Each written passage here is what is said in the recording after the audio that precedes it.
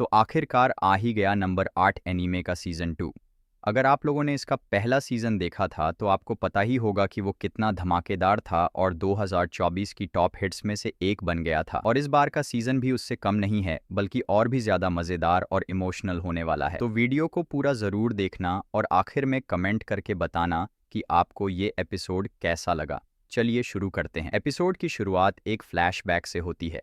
यहाँ हमें छोटे काफ्का और मीना दिखाई देते हैं, जो कहीं भागते भागते अचानक एक काइजू के हमले में फंस जाते हैं। पूरा इलाका तहस नहस होने लगता है, बिल्डिंग्स गिर रही होती हैं और हर तरफ अफरा तफरी मची होती है। मीना डर जाती है और रोने लगती है, लेकिन काफ्का उसका हाथ पकड़कर कहता है कि घबराओ मत, सब कुछ ठीक होगा। तभी डिफेंस फोर्स की गाड़ियां पहुंचती हैं और उस काइजू से भिड़ जाती हैं, लेकिन हालात बिगड़ जाते हैं और अचानक एक बिल्डिंग का मलबा इन दोनों के बीच आकर गिर जाता है। दोनों बिछड़ जाते हैं और काफ्का उसे ढूंढने की कोशिश करता है, लेकिन तभी उसे एहसास होता है कि वो खुद अपनी काइजू फॉर्म में खड़ा है और सामने मीना समेत डिफेंस फोर्स के सारे सैनिक उस पर हथियार ताने खड़े हैं। मीना भी कहती है, काफ्का हिबिनो, या फिर काइजू नंबर 8, तुम्हारी कहानी यहीं खत्म होती है। सब उसके ऊपर हमला कर देते हैं और काफ्का भी पलटवार करता है और तभी उसकी आंख खुल जाती है। पता चलता है ये सब एक सपना था। इसके बाद सीन शिफ्ट होता है 3rd डिवीजन की तबाह हुई जगह पर। जो लोग सीजन 1 देख चुके हैं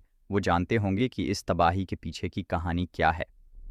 यहाँ मीना मौजूद होती है और साथ ही वाइस कैप्टन होशना भी। वो हालात देखकर कहता है कि इस जगह को ठीक होने में बहुत वक्त लगेगा। इसी बीच वो काफ्का की बात छेड़ता है। 5 दिन से ऊपर हो चुके हैं, लेकिन अभी तक कोई नहीं जानता कि काफ्का कहाँ है। क्या वो सेल में बंद है या कुछ और हुआ है। अब फोकस जाता है रेनो और इहारू पर, जो अपनी नई यूनिट में शामिल होने जा रहे होते हैं। जैसा कि पिछले सीजन के अंत में बताया गया था, 3rd डिवीजन के सभी मेंबर्स को अलग अलग यूनिट्स में ट्रांसफर कर दिया गया है। रास्ते में इहारू कहता है कि सोच रहा हूं अगर कभी काफ सर वापस आए तो क्या वो फिर से एक नॉर्मल सोल्जर की तरह काम कर पाएंगे। इस पर रेनो मुस्कुराता है और बताता है कि जब काफ्का पहली बार काइजू बना था तब उसने मासूमियत से पूछा था, अब मेरा क्या होगा, क्या मैं इस रूप के साथ भी डिफेंस फोर्स में रह पाऊंगा। ये सुनकर दोनों हंसते हैं, लेकिन रेनो दिल से कहता है कि काफ्का जरूर लौटेगा, चाहे इसके लिए उसे अपनी जान क्यों न देनी पड़े। इसके बाद हमें 4th डिवीजन यानी मासूमोटो बेस का नज़ारा दिखाया जाता है। रेनो सोचता है कि अब उसे और ताकतवर बनना होगा ताकि अगली बार काफ्का को उसकी वजह से काइजू न बनना पड़े। इसी तरह दूसरी तरफ इचारो शिनोमिया भी 1st डिवीजन में शामिल होने के लिए पहुंचती है। वो ठान चुकी है कि वो इतनी मजबूत बनेगी कि काफ्का को कभी उसकी रक्षा करने के लिए अपनी जान दांव पर न लगानी पड़े। 1st डिवीजन का सीन काफ़ी दिलचस्प है। यहाँ वाइस कैप्टन एजी हागावा उसे कैप्टन से मिलाने ले जाता है। किकोरू सोच रही होती है कि ये डिवीज़न जापान ही नहीं बल्कि अमेरिका तक मशहूर है और इसका कैप्टन भी ज़रूर मीना की तरह सीरियस और सख्त इंसान होगा। लेकिन जब वो कमरे में जाती है तो देखती है कि कैप्टन तो बिल्कुल उल्टा निकला। नाम है नारुमी और जनाब गेम खेलने में इतने खोए होते हैं कि नए रिक्रूट्स की तरफ देखना तक जरूरी नहीं समझते। कमरे की हालत भी बिखरी हुई। वाइस कैप्टन गुस्से में आकर उसे लात मारकर उठाता है, जिससे उसका कंसोल टूट जाता है। इसके बाद जब डिफेंस फोर्स के लोग उसका रूम साफ करने लगते हैं तो नारुमी चिल्ला चिल्ला कर मना करता है। पूरा सीन एकदम कॉमेडी मोमेंट बन जाता है। खैर, आखिरकार वाइस कैप्टन उसे शर्ट से पकड़कर बाहर घसीट लाता है और सबको इंट्रोड्यूस करवाता है कि यही है 1st डिवीजन का कैप्टन। नारुमी मजाकिया अंदाज में किकोरू से कहता है, तो तुम हो उस साउ की बेटी। किकोरू खुद को इंट्रोड्यूस करती है, लेकिन तभी अलार्म बज उठता है। पास ही काइजू अटैक कर देता है। अब असली एक्शन शुरू होता है। एक विशालकाय काइजू समुद्र से निकलकर बाहर आता है, दिखने में बिल्कुल गॉडजिला जैसा। फोर्स तुरंत अपने टैंक और मिसाइलें दागती है ताकि उसे शहर से दूर रोका जा सके, मगर इन सब हमलों का उस पर खास असर नहीं होता। वो वापस पानी में डूब जाता है और सिटी की तरफ बढ़ने लगता है। रास्ते में एक ब्रिज भी तोड़ देता है। हालात देखकर नारुमी अपनी टीम को प्लान बदलने का आदेश देता है। अब सबको फुल पावर लगानी होगी ताकि ये दैत्य शहर तक न पहुंच पाए। सभी मिलकर अपने अपने सूट की पूरी क्षमता का इस्तेमाल करते हैं और जबरदस्त हमला शुरू कर देते हैं। किकोरू ये सब देखकर दंग रह जाती है। उसे पहली बार एहसास होता है कि 1st डिवीजन वाकई में कितनी खतरनाक और ताकतवर टीम है। पावर का यूज कर रहे हैं, जो कि अपने आप में ही बहुत बड़ी बात है। तो इस वजह से ये लोग इस काइजू को सिटी से दूर रखने में भी कामयाब हो पा रहे हैं। तो इसके बाद नारुमी खुद इस काजू पर अटैक करने के लिए जाने लगता है और वह किकोर उसे कहता है कि उसे मैनर्स, क्लीनलेस, हार्ड वर्क और ग्रेस वगैरह से कुछ भी मतलब नहीं है। उसे बस एक ही चीज से मतलब है, और यह कहकर वह हेलीकॉप्टर से नीचे छलांग लगा देता है और अपने एक बहुत बड़े वेपन से सीधा इसके ऊपर अटैक कर देता है और इसके बस एक ही अटैक से वो काजू फट जाता है और उसके खून से सभी जगह बारिश होने लगती है। और इसके बाद नारोमी कहता है कि उसे बस एक ही चीज़ से मतलब है और वो है पावर। और यह देखकर किरू भी काफ़ी ज़्यादा एक्साइटेड हो जाती है। तो फिर हम इसके बाद का सीन देखते हैं जहां अब नारोमी अपने आज के मिशन की न्यूज़ देख रहा होता है, लेकिन वो देखता है कि यहाँ उससे भी बड़ी फोटो मीना की लगी होती है। तो ये देखकर वो जेलस होने लगता है और कहता है कि ये सब क्या है, मैंने इतने बड़े काजू को हराया है लेकिन फिर भी सभी जगह बस मीना की ही फोटो लगी है। ऐसा लगता है कि जैसे मैंने नहीं बल्कि इसने हराया हो उस काजू को। इसे देखकर कि गोरू कहती है कि यह तो एक नंबर का नमूना है। जापान का सबसे पावरफुल पर्सन होने के बाद भी ये अपना नाम न्यूज़ में ढूंढ रहा है। खैर है। इसके बाद उसका फ़ोन बजने लगता है लेकिन ये उसे इग्नोर कर देता है। तो किर उसे कहती है कि तुम अपना फ़ोन क्यों नहीं उठा रहे। तो ये कहता है कि ये इसका फ़ोन होगा और वह मुझे मीटिंग में चलने का कह रहा होगा, जो कि मुझे बिल्कुल भी पसंद नहीं है। मैं भला क्यों अपने टाइम को ज़ाया करूँ इन सब फिजूल की मीटिंग्स में। और तभी फिर से यहाँ पर ईजी आकर उसे एक ज़ोरदार लात दे मारता है और उसे अपने साथ ले जाने लगता है और कहता है कि यह मीटिंग काजू नंबर 8 के बारे में होने वाली है, तो तुम्हें चलना होगा। खैर इसके बाद हम काफका को देखते हैं जो कि अभी भी एक सेल में बंद होता है और वह कह रहा होता है कि 5 दिन से ज्यादा हो चुके हैं और मैं अभी तक कुछ भी नहीं कर पाया। तो इसके बाद डिफेंस फोर्स के कुछ मेंबर्स आकर काफका को डायरेक्टर ईसाऊ के रूम में ले जाते हैं, जहां पर नारोमी और इकोरो भी आए हुए थे। तो इसके बाद डायरेक्टर ईसाऊ काफका से कहता है कि वो इसे फर्स्ट डिवीजन में डालने वाला है। तो इसका मतलब है कि अब से स्ट्रांगेस्ट काइजू ऑफ हिस्ट्री और strongest anti kaiju force in Japan दोनों एक साथ मिलकर काम करने वाले हैं। तो इसके बाद ये डिवीजन इतना ज्यादा पावरफुल हो जाएगा कि ये किसी भी पावरफुल एनिमी को आसानी से हरा पाएंगे। और वो काफका से कहता है कि काफका तुम अपनी वर्थ को प्रूव करो अपने नेक्स्ट मिशन में, और अगर तुम ऐसा नहीं कर पाए तो तुम्हारी इस डिफेंस फोर्स में कोई भी जगह नहीं बनेगी। काफका कहता है कि वो अपनी पूरी कोशिश करेगा, लेकिन तभी नारुमी कहता है कि वो इस फैसले के खिलाफ है क्योंकि फर्स्ट डिवीजन को स्ट्रांग बनाने के लिए उसे बस खुद पर ही भरोसा है और वो कहता है कि उसे किसी की भी ज़रूरत नहीं है। और उसके बाद वो यहाँ से जाने लगता है। तो तभी डायरेक्टर ईसाऊ कहता है कि रुको, क्या तुम्हें पता है कि काजू नंबर 9 भी खुद को ह्यूमन में कन्वर्ट कर लेता है और काजू नंबर 10 ने भी पूरी प्लानिंग करके डिफेंस फोर्स पर अटैक किया था। तो इसका मतलब है कि अब काजूस बदल रहे हैं और इवॉल्व हो रहे हैं, और अगर हमने खुद को बेहतर नहीं बनाया तो काजूस हम पर भारी पड़ सकते हैं। तो यह सुनकर नारोमी कहता है कि इसका मतलब है कि आपको अभी भी मुझ पर ट्रस्ट नहीं है, और मैं तो कहता हूँ कि आप इस काजू नंबर 8 से ही मेरे लिए एक वेपन बनवा दें तो मुझे कोई भी नहीं हरा पाएगा। तो इस पर काफका कहता है कि कैप्टन नारोमी मुझे माफ़ करना, लेकिन मैं अभी बिल्कुल भी मर नहीं सकता क्योंकि मुझे अभी उन सब लोगों के किए गए प्रोमिसेस को पूरा करना है जो कि मुझ पर ट्रस्ट करते हैं। तो इस पर नारोमी कहता है कि मुझे तुम्हारी फीलिंग और तुम्हारे प्रोमिसेस में बिल्कुल भी इंटरेस्ट नहीं है, बस मुझे तुम अपनी असल स्ट्रेंथ और रिजल्ट दिखाओ, और अगर तुम फिर से आउट ऑफ कंट्रोल हो गए तो मैं तुम्हें अपने हाथों से मार दूंगा और तुम्हारा वेपन बनाकर उसे यूज करूंगा। और ये कहकर वह यहाँ से चला जाता है। और इसके कुछ देर बाद हम सिटी का सीन देखते हैं जहाँ अचानक से ही एक बहुत बड़ा अर्थक्वेक आने लगता है और ज़मीन फटने लगती है और साथ ही ज़मीन में एक बहुत बड़ा गड्ढा बन जाता है। और फिर हम देखते हैं कि इस गड्ढे में से बहुत सारे एंड्स जैसे दिखने वाले काजूस बाहर आते हैं और लोगों पर अटैक कर देते हैं। और इसके बाद आ जाता है काइजू नंबर 8 का इंट्रो, जो कि बहुत ही ज़्यादा अमेजिंग होता है। और इंट्रो के बाद हम फर्स्ट डिवीज़न का सीन देखते हैं जहां पर इस डिवीज़न के सभी मेंबर्स ट्रेनिंग कर रहे होते हैं, और हमेशा की तरह ही हमारा लौंडा यानी कि काफका की हालत काफ़ी ज़्यादा ख़राब ही पड़ी होती है ट्रेनिंग की वजह से। लेकिन इस बार वह हार नहीं मानता और सब लोगों के जाने के बाद भी वह ट्रेनिंग जारी रखता है। और इसके बाद फर्स्ट डिवीज़न के सभी लोग तैयार हो जाते हैं उन सभी कायों से लड़ने के लिए। जिसके बाद हम सिटी का सीन देखते हैं जहां पर इन जॉइंट्स एंड ने तबाही मचा रखी होती है, और साथ ही यहां मौजूद सभी लोगों को शेल्टर में भेजा जा रहा होता है इन काजू से बचने के लिए। और साथ ही हम यहां पर 2 बच्चों को देखते हैं जहां पर इस लड़की के पैर पर काफ़ी बुरी चोट लगी होती है, जिस वजह से वह चल नहीं पा रही थी।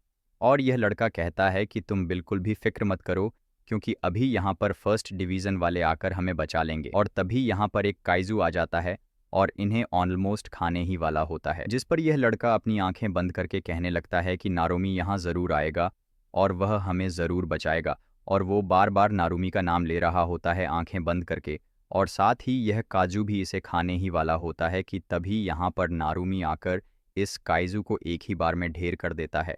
और वो इनसे कहता है कि तुम लोग अपने घर जाओ और घर जाकर अपने पेरेंट्स के फ़ोन से एक पोस्ट करना कि कैप्टन नारोमी कितना ज़्यादा कूल है। तो इसके बाद नारोमी अपने सभी टीम मेंबर से अपडेट लेता है कि वहाँ सब कैसा चल रहा है। तो मियाकी बताता है कि उसने अपने एरिया के सभी काजूस का सफाया कर दिया है, किनाशी से बताता है कि उसके एरिया में टोटल 4 काजूस हैं जिसे वो लोग कुछ ही देर में ख़त्म कर देंगे। तो इसके बाद नरोमी के गोरू और काफका से कहता है कि तुम दोनों हमारे न्यूट्रलाइजेशन जोन में आने वाले सभी काजूस से डील करोगे जब तक कि वहाँ मौजूद सभी लोगों को इवाकुएट नहीं कर लिया जाता। तो इसके बाद फर्स्ट डिवीज़न के सभी लोग इन काइजूस पर अटैक करना शुरू कर देते हैं और वो लोग इन पर हेलीकॉप्टर से भी अटैक करते हैं ताकि वो लोग इनकी पोजीशन को चेंज कर सकें। तो इसके बाद हम किकोरू को देखते हैं जो कि अब पूरी तरह से तैयार होती है इन सभी काजू से लड़ने के लिए, और उसके साथ फर्स्ट डिवीज़न के और भी मेंबर्स वहाँ मौजूद होते हैं उसे बैकअप देने के लिए। लेकिन तभी किकोरू इतना ज़्यादा स्पीड से एक काजू को मार देती है कि इन लोगों को पता तक नहीं चलता, और इसे लड़ता देखकर यह सभी लोग काफ़ी ज़्यादा शॉक्ड हो जाते हैं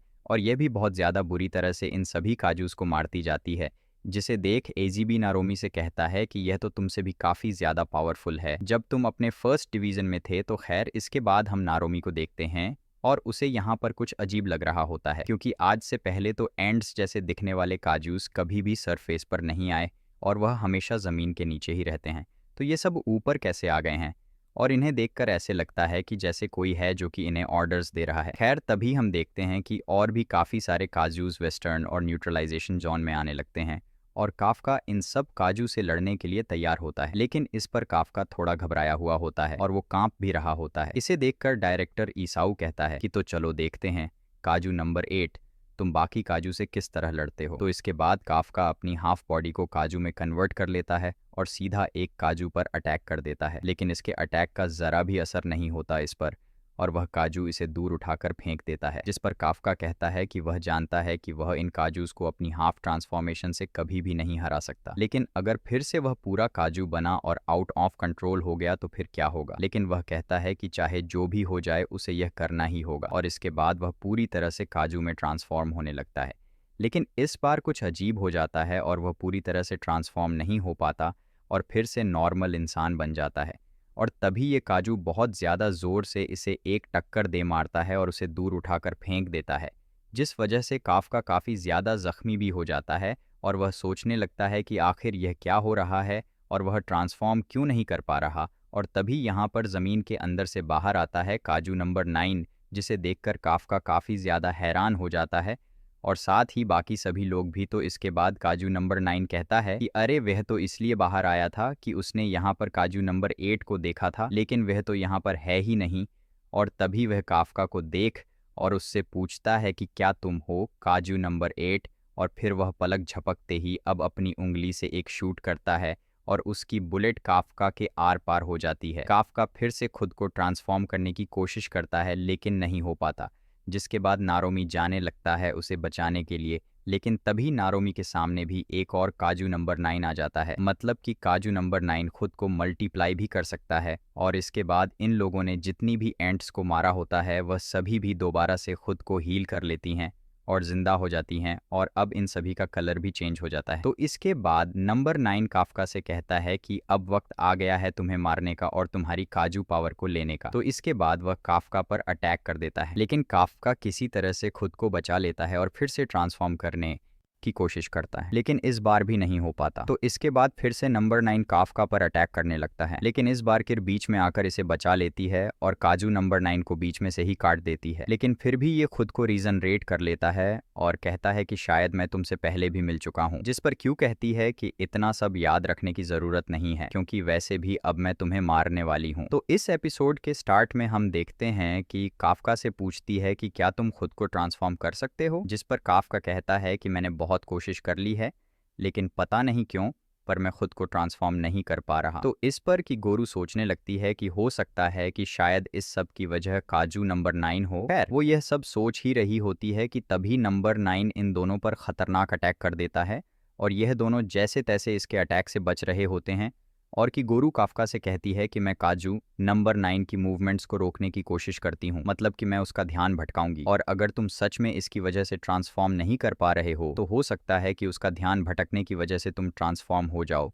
और साथ ही वह कहती है कि काफका मुझे यह कहते हुए बिल्कुल भी अच्छा नहीं लग रहा, लेकिन हम सबको इस वक्त तुम्हारी पावर की ज़रूरत है इस एनिमी को हराने के लिए। तो इसके बाद ये दोनों अलग अलग डायरेक्शन से काजू नंबर 9 पर अटैक करने के लिए आगे बढ़ते हैं। लेकिन भाई ये बंदा तो नेक्स्ट लेवल में इवॉल्व हो चुका होता है, क्योंकि वो खुद को मल्टीप्लाई करके दोनों पर ही अटैक कर देता है कि कोरू तो इसके अटैक से खुद को बचा लेती है, लेकिन काफका खुद को नहीं बचा पाता और काफ़ी ज़्यादा इंजर्ड हो जाता है। तो यह देखकर कि कोरू सीधा हवा में छलांग लगाती है और इस काजू की डिफेंस को पूरी तरह से काट पीट देती है और कहती है कि इस बार मैं अपने आसपास मौजूद किसी भी इंसान को मरने नहीं दूंगी। तो इसके बाद कि कोरू अपनी स्वर्ड से नंबर 9 पर अटैक कर देती है और उसके टुकड़े टुकड़े कर देती है और काफका से कहती है कि काफका अब तुम्हारी बारी है, जल्दी से ट्रांसफॉर्म होकर इसको खत्म कर दो। काफका भी खुद को ट्रांसफॉर्म करने की कोशिश करता है, लेकिन इस बार उसे कुछ अजीब दिखाई देता है कि पहले तो उसे वह छोटा काजू दिखाई देता है जिसकी वजह से यह काइजू बना था, और इसके बाद उसे दिखाई देता है कि उसने काजू बनकर अपने सभी कॉमरेड्स को मार दिया है और साथ में किकोरू को भी वह मार देता है। तो यह देखने के बाद वह फिर से खुद को ट्रांसफॉर्म नहीं कर पाता। तो इसके बाद काफका को समझ में आ जाता है कि वह क्यों ट्रांसफॉर्म नहीं हो पा रहा, मतलब कि इसमें काजू नंबर 9 का कुछ भी लेना देना नहीं है, वह सिर्फ अपने डर की वजह से ही खुद को ट्रांसफॉर्म नहीं कर पा रहा है। इसके बाद ना रोमी अपने सूट की कॉम्बैक्ट पावर को एनालिस्ट करता है और इस बार वह अपने सूट की 98% कॉम्बैक्ट पावर को यूज करता है, जो देख सभी लोग काफी ज्यादा शॉक्ड होते हैं, क्योंकि अपनी सूट की 98% पावर को यूज करना बहुत बड़ी बात होती है। और इसके बाद वह सीधा काजू ने बनन पर अटैक कर देता है और इस बार वह जो भी अटैक कर रहा होता है ना, मतलब कि वह उस काजू के हिस्से को काटने के बाद उसे बर्न कर देता है ताकि वह उसे दोबारा से हील ना कर पाए। और ये देखकर काजू नंबर 9 भी काफी ज्यादा शॉक्ड होता है कि भाई ये बंदा तो पहले से काफी ज्यादा पावरफुल लग रहा है। तो इसके बाद भाई नारुमी तो कमाल ही कर देता है, मतलब कि वह बहुत सारे मल्टीपल अटैक्स इस पर करता जाता है। तो इसे देखकर काजू नंबर 9 को भी समझ में आ जाता है कि जितना हो सके उसे इस बंदे से दूर ही रहना होगा। तो इसके बाद यह दोनों ही एक दूसरे पर ज़बरदस्त अटैक वगैरह करना शुरू कर देते हैं। तो काजू नंबर 9 इसके अटैक्स को समझ जाता है और इसे डज करने लगता है। तो इसके बाद वो इसके सभी अटैक से बचता हुआ सीधा इसके पास आ जाता है और इसके साइड से आकर इस पर एक जोरदार हमला कर देता है। लेकिन अरोमी इसके अटैक से तो खुद को बचा लेता है, लेकिन जैसे ही वह पीछे आता है तो वह देखता है कि इसके आसपास काजू नंबर 9 के बहुत सारे एक्सप्लोसिव होते हैं और वह सभी फट जाते हैं, जिसे देखकर सभी लोग काफ़ी ज़्यादा शॉक्ड हो जाते हैं। और खुद डायरेक्टर इस भी कहता है कि काजू नंबर 9 बाकी सब काजू से बहुत ज़्यादा अलग है, क्योंकि वो हमें लड़ता हुआ देखकर